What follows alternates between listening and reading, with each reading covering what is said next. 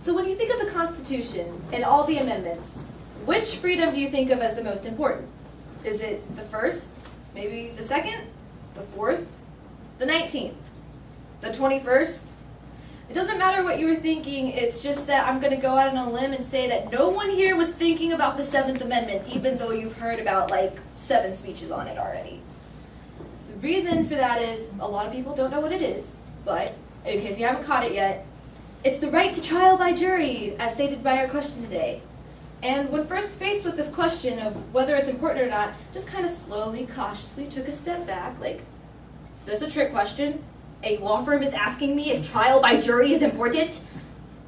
And as it turns out, it is a trick question, because it seems a lot easier than it actually is. So after a little bit of digging, I found that while the spirit of the 7th Amendment is of the utmost importance, the actual real-world application of it, not so much. First, let's talk about the spirit of the 7th Amendment.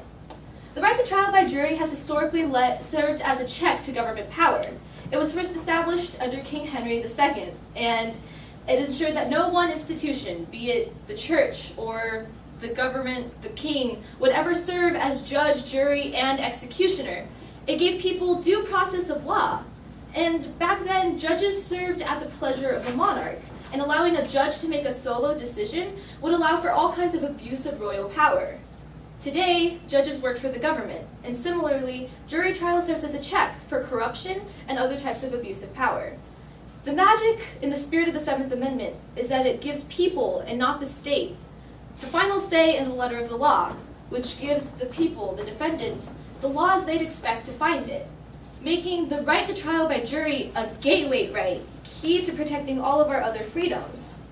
Because our ability to check the government and the way that they protect our freedom is key to protecting our civil liberties that we kind of hold more important than this right to trial by jury. My opponents have given examples of this, like Nazi Germany or Stalin, and I will give another one. The American colonists in the American Revolution, they used jury nullification to acquit people who participated in things like the Boston Tea Party. And it was those things that gave us the country we know and love today. So if it was that easy, if the 7th Amendment was just right to trial by jury, we could be done here. But it's not that easy. At the very most, the 7th Amendment gives you the right to trial by jury in a civil case, which sounds great. But according to Michael Green, a civil law procedure professor, the 7th Amendment is one of the very few parts of the Bill of Rights that hasn't been incorporated yet, meaning it has no application on state or local courts. It's a federal court thing. Now, not only do state courts hear more than 30 times the amount of cases that federal courts do, according to civilrights.org, majority of family law is heard on a state level, meaning that majority of the cases the 7th Amendment has potential to apply to, it actually has no jurisdiction over. There are other stipulations as well, like you have to be seeking monetary compensation, and once you step over that line, it no longer applies. The 7th Amendment is in this box, and if you don't operate in it, it can't help you. With so many stipulations, it translates into a lack of use. A lack of use diminishes importance. Now, we're also guaranteed by the Bill of Rights, the 6th Amendment. And the 6th Amendment, among many, many other things, guarantees you the right to an impartial jury, which takes the right to trial by jury from the 7th Amendment and takes it a step further, requiring judges to inquire about potential racial biases and etc. in selecting juries. In contrast to the 7th Amendment, it has been incorporated, meaning it does apply in the state, local, and federal level, and on top of that, it applies in criminal courts. In the end, we see that the 6th Amendment better defends what I've attributed as the spirit of the 7th. And when something else better solves for the 7th Amendment than the actual 7th Amendment, we have a problem. Overall, we see that the 7th Amendment is this beautiful idea in theory. Jury trial is so important. However, with no incorporation and so many stipulations, the 7th Amendment is like a gun with no bullets.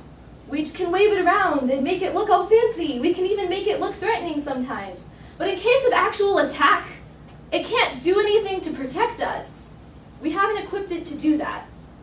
And with that, I'd like to thank you for your time and your consideration. Thank you. Great job. You were obviously very comfortable, very relaxed, great use of your hands. You know, when you talked about a box, you showed us a visual representation of the box. And the fact that you didn't use your notes, you know, you were very well versed on the topic. I thought you tied it in well historically. And then, you know, at the end, referencing the Sixth Amendment, tying that together with the Seventh Amendment. It's very obvious to me that you did your homework. You practiced and you're relaxed and you're very comfortable with the topic. I even noticed that, you know, as the speech went on, you moved closer to the judges, you know, to further drive your point home. So great job, and I'm trying to think of the negative out of that. You stumbled a couple times, and I thought you covered it up well. Your speed was good as well, so overall, great job. Serena, you did. I mean, it's hard. I agree with everything that was said there. I was very impressed with your introduction. When you started off, you got my attention right off the bat.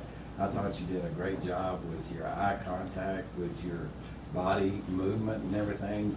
You held my attention the whole time, so I would just like to say I thought you did an excellent job, young lady. Thank you.